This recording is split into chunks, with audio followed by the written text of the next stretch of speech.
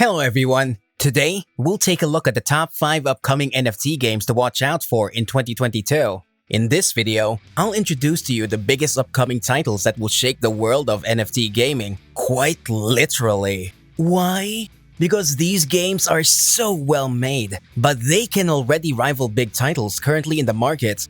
And the best part is, once these games fully launch, you can start earning real-life money from them. There's no better introduction to this topic than to just jump right in and see the games for yourself.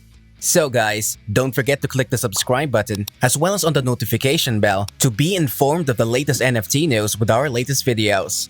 Number 5. Plants vs. Undead. Plants vs. Undead is quite literally inspired from Plants vs. Zombies, a game that became popular worldwide several years ago.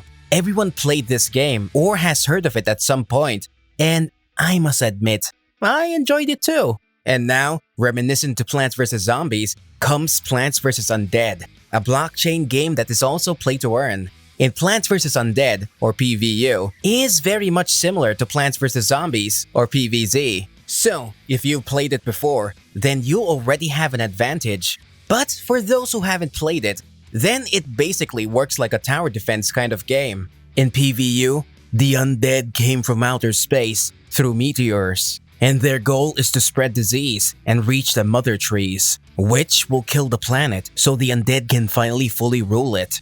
As a last stand, seeds are the final hope of the planet. Players start with 6 plants and a mother tree, which are free.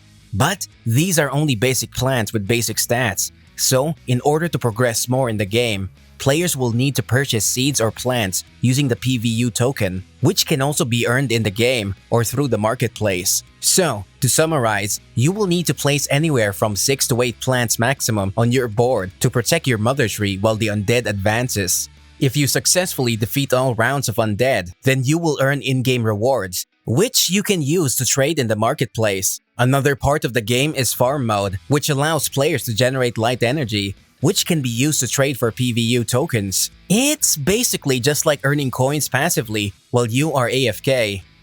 Number 4. Guild of Guardians. If you're familiar with fantasy RPG games like Diablo or Path of Exile, then you will find Guild of Guardians to be a very comfortable game for you to play. In Guild of Guardians, or GOG, you can build your team of heroes so you can challenge dungeons and quests to win resources and items. You can also use these resources to craft items, craft heroes, and trade or sell them for real money.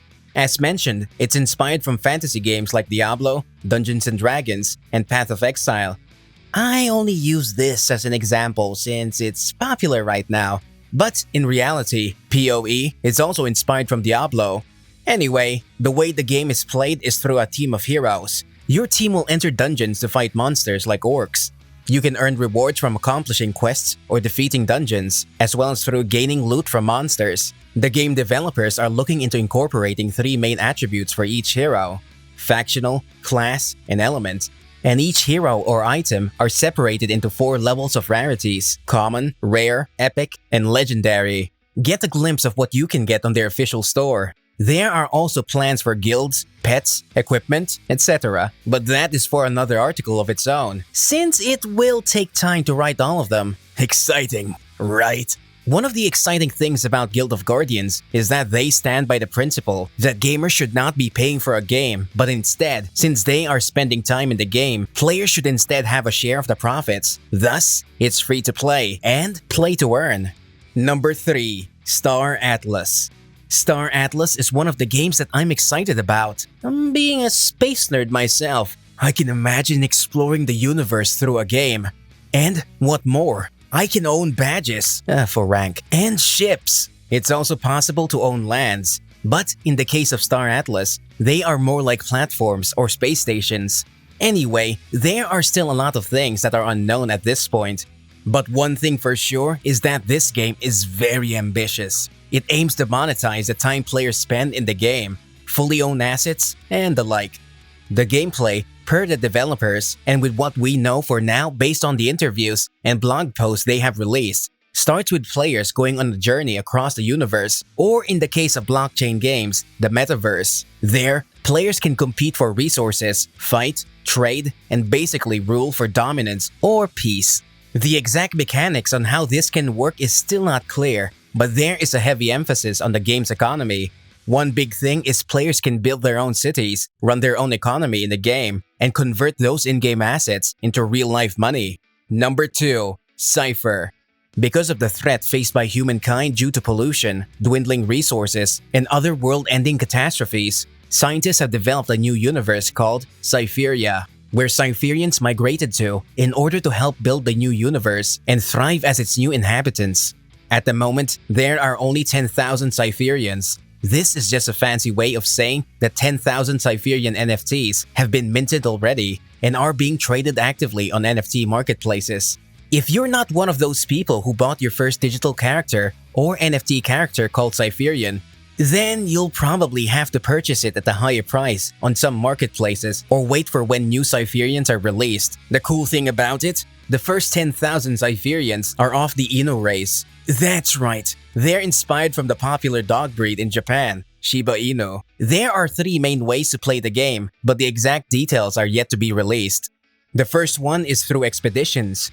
You can send your characters on expeditions across the universe where they will proceed to accomplish different quests.